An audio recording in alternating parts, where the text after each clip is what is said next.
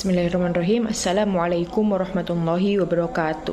Perkenalkan, nama saya Mardiatul Nisai. Saya adalah mahasiswa PAI kelas 4C.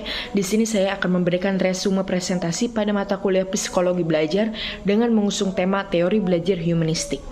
Kita langsung saja masuk ke dalam resume. Yang pertama ada konsep dasar teori belajar humanistik. Kata humanistik pada hakikatnya adalah sifat yang merupakan sebuah pendekatan dalam pendidikan. Teori belajar humanistik yang muncul pada tahun 1970-an bertolak dari tiga teori filsafat, yaitu yang pertama ada pragmatisme, yang kedua ada progresivisme, dan yang ketiga ada eksistensialisme.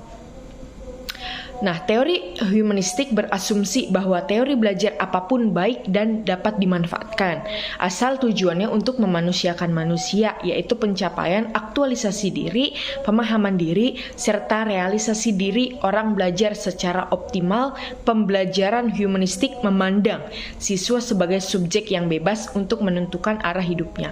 Jadi teori belajar humanistik ini yang dinamakan human, artinya kemanusiaan. Jadi dia lebih mengutamakan untuk memanusiakan manusia. Jadi dia terserah, pokoknya bagaimanapun caranya, asal tujuannya memanusiakan manusia dan demi pencapaian aktualisasi diri, gak apa-apa gitu. Itu maksudnya itu namanya yang termasuk ke dalam teori belajar humanistik. Pokoknya teori belajar humanistik ini yang memandang siswa itu sebagai subjek yang bebas untuk menentukan arah hidupnya. Jadi dia nggak terpaku pada sesuatu apapun. Kalau menurut teori humanistik, siswa itu bebas untuk menentukan kehidupannya. Nah, beberapa pendekatan yang layak digunakan dalam metode ini adalah yang pertama ada pendekatan dialogis, yang kedua ada pendekatan reflektif, dan yang terakhir ada pendekatan ekspresif.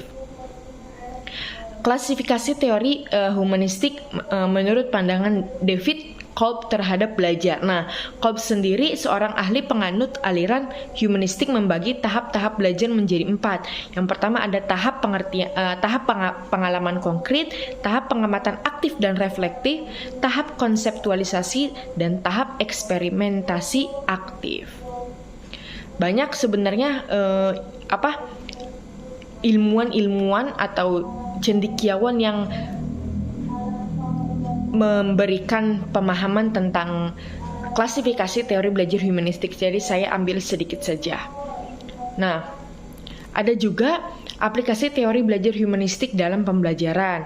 Nah, aplikasinya ini menonjolkan kebebasan setiap individu, siswa atau siswi memahami materi pembelajaran untuk memperoleh informasi atau pengetahuan baru dengan caranya sendiri selama proses pembelajaran. Nah, dalam teori ini juga peserta didik berperan sebagai subjek didik. Peran guru dalam pembelajaran humanisme adalah fasilitator. Jadi, semuanya yang bergerak adalah peserta didiknya.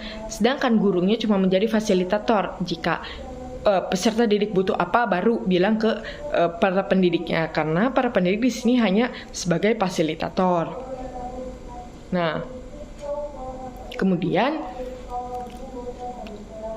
tujuan pembelajaran lebih kepada proses belajarnya daripada hasil belajarnya.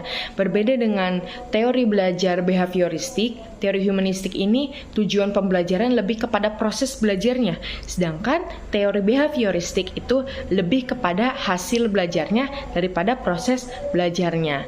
Nah, proses yang umumnya dilalui dalam teori humanisme adalah merumuskan tujuan belajar yang jelas, mendorong siswa untuk mengembangkan kesanggupan siswa untuk belajar atas inisiatif sendiri, mengusahakan partisipasi aktif siswa melalui kontrak belajar yang bersifat jelas, jujur, dan positif, dan lain-lain. Mungkin itu saja yang dapat saya sampaikan. Kurang dan lebihnya mohon maaf. Terima kasih. Wassalamualaikum warahmatullahi wabarakatuh.